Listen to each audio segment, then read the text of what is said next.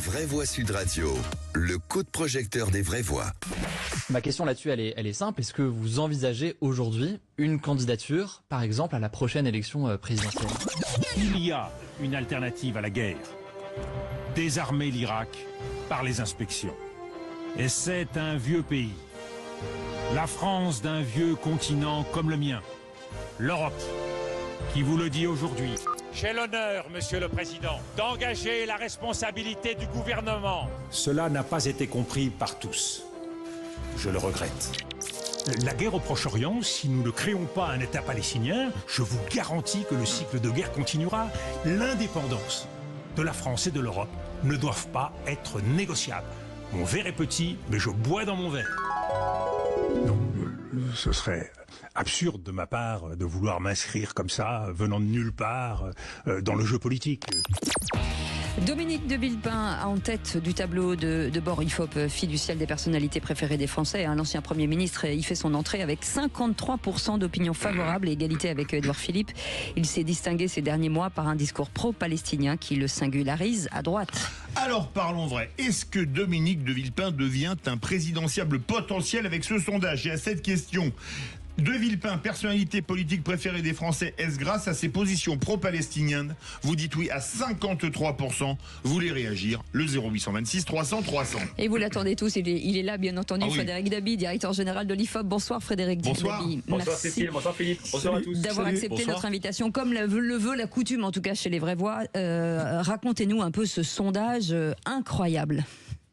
Oui, je partage votre point de vue Cécile, c'est très inédit, c'est pas la première fois qu'une personnalité rentre pour la première fois à la première place. C'était le cas par exemple de Nicolas Hulot en mai 2017, c'était le cas plus récemment de Michel Barnier, nommé Premier ministre et dans le tableau de bord IFOP fiducial pour Paris Match et Sud Radio, il déboulait aussi en première position. Pour Dominique de Villepin, c'est spectaculaire, il était rangé des voitures, il n'était plus testé dans les baromètres. Maintenant, pour commencer à répondre à la question de notre cher ami Philippe David, est-ce que ça veut dire qu'il est présidentiable? Prudence absolue.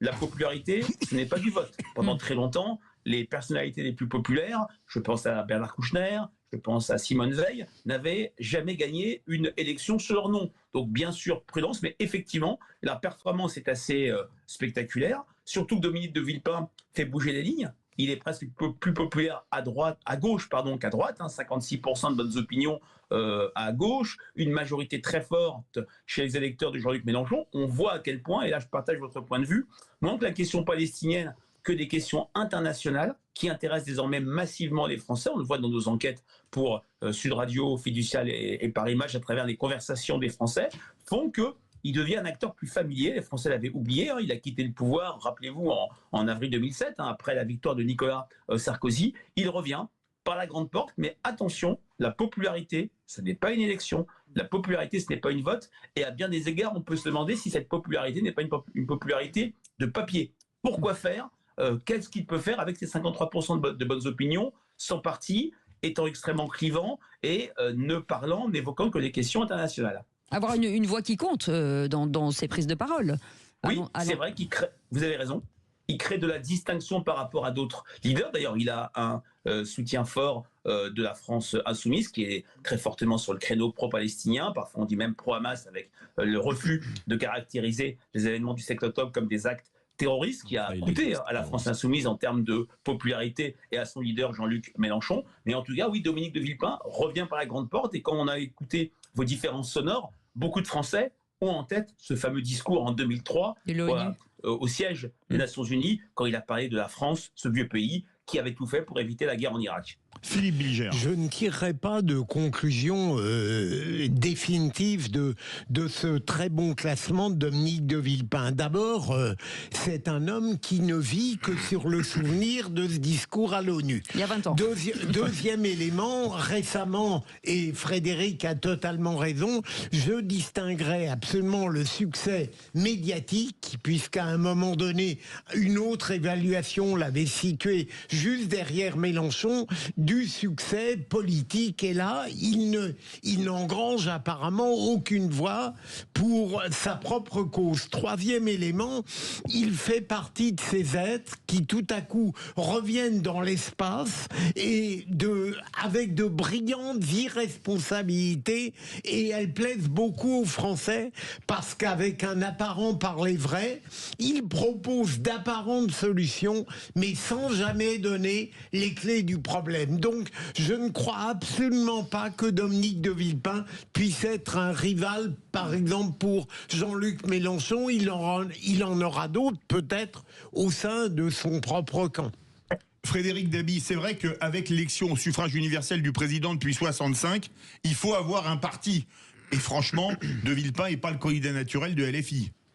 Oui, on est bien d'accord. Et puis, les soutiens, les paroles aimables des leaders de la France insoumise à l'égard de Dominique de Villepin, sur le mode c'est un vrai homme d'État, c'est un homme de droite, mais qui a des convictions humanistes, tout cela volera en éclats si, un peu comme la candidature de Coluche en 81 qui avait fait rire, puis finit par faire agacer beaucoup d'hommes politiques de gauche comme de droite, si sa candidature se matérialise. Il est très loin, et je partage ce que dit mon ami Philippe Bilger, d'une candidature. N'oublions pas qu'il est loin de la promesse du politique. Le politique, c'est pas seulement faire des constats sur l'international, même si j'assume de dire que l'international intéresse énormément maintenant les Français. Le politique, c'est changer la vie, c'est avoir une offre programmatique, c'est avoir un cap pour le pays, et pas seulement sur ces questions, et il en est très loin. Et puis, même si on sait que dans l'imaginaire présidentiel, une élection, c'est la rencontre d'un homme et d'un pays, il faut une structure, il faut des moyens, il faut une organisation partisane, et Dominique de Villepin, il le dit lui-même assez modestement, il est dépourvu de ces différents atouts. En tout cas, c'est dans cette élection de renouvellement qui va être celle de 2027 avec un président qui ne peut plus se représenter,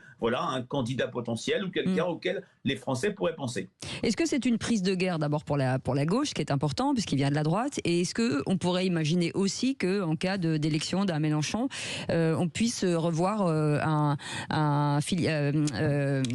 Villepin à Matignon par exemple?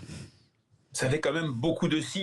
L'élection présidentielle de Jean-Luc Mélenchon. Dans notre baromètre IFOP fiducial pour Match et Sud Radio, Jean-Luc Mélenchon reste l'homme politique le plus impopulaire, juste après Éric Zemmour. La présidentielle, on sait très bien qu'au premier tour, c'est un choix d'adhésion. Au second tour, c'est un choix d'élimination, comme disait Charles Pasqua, reprenant la célèbre phrase de Guy Mollet. Et dans ce cadre-là, Jean-Luc Mélenchon a des vrais handicaps. Maintenant, on peut tout imaginer. On est à 2 ans du vote. Vous savez, on se serait parlé en février 2015, il y a 10 ans, vous ne m'auriez sûrement pas interrogé sur Emmanuel Macron, ministre des Finances. On sait comment ça s'est terminé. Oui.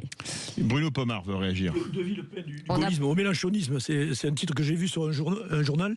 Est-ce que vous ne pensez pas, Frédéric, que le fait de se positionner comme ça va être, je dirais, un ascenseur supplémentaire pour le Rassemblement national, en termes d'électeurs, je parle. Je ne saurais dire ça comme ça, mais en tout cas, le RN joue la carte de l'alternative sur tous les sujets. Il ne s'est pas forcément mêlé de la question proche-orientale et palestinienne. Il a plutôt affiché une posture pro-israélienne à travers des prises d'opposition de Jordan Bardella, de Julien Audoul. Je note, par rapport à ce que vous dites tout à l'heure, que la seule famille politique où Dominique de Villepin a une cote de popularité déficitaire, ce sont les électeurs de Marine Le Pen de 2022. Et même pas ceux d'Éric Zemmour. Chez Éric Zemmour, il est à 59%, au nom peut-être d'une certaine idée de la France en termes d'indépendance. Mickaël Sadoun. Moi, déjà, je dirais que sur la forme, j'apprécie plutôt le style de Dominique de Villepin. Voilà, je le dis. C'est un homme flegmatique, qui parle bien, qui aime le débat contradictoire. C'est un vrai politique. J'aime ces hommes politiques un peu à l'ancienne, comme on dit. Ça change quand même d'air quand on voit des Louis Boyard et des Delogu à l'Assemblée. Donc ça, c'est la première chose. Ensuite, pour avoir vu son interview récente chez Hugo Décrypte, il qualifie quand même les attentats du 7 octobre d'actes terroristes. Donc je lui ferai pas ce procès-là. Après, évidemment, je trouve que sa popularité, et notamment à gauche, c'est la 3e personnalité préférée des Français chez les électeurs de Jean-Luc Mélenchon. Donc évidemment, cette popularité, elle est due à une certaine ambiguïté vis-à-vis d'Israël. Il a un discours que je trouve un peu trop culpabilisant vis-à-vis d'Israël, qui selon moi n'a fait que réagir à une déclaration de guerre et à un acte inqualifiable. J'ai des désaccords avec lui. Sur le style, je ne le condamne pas. Ensuite, je trouve qu'évidemment, il est lié par des intérêts notamment peut-être avec le Qatar, qui l'amène à avoir des positions que je trouve un peu incompréhensibles, et c'est là que je rejoins Philippe Bilger. Sa lecture de notre relation avec l'Algérie, moi, je n'en ai pas les clés. Je préfère 1000 fois le discours d'un Bruno Retailleau qui dit qu'il faut éclaircir les choses et taper du poing sur la table, plutôt que le discours d'un Dominique de Villepin qui, au nom d'une certaine hauteur diplomatique, nous explique qu'on ne peut pas tellement qualifier l'Algérie d'être une dictature parce que sinon, vous comprenez, on se mettrait dans une situation par rapport à eux qui ne nous permettrait pas de résoudre... Enfin bon, je trouve que c'est des discours alambiqués qui ne mènent absolument nulle part, mais au moins on peut en discuter face à face avec lui.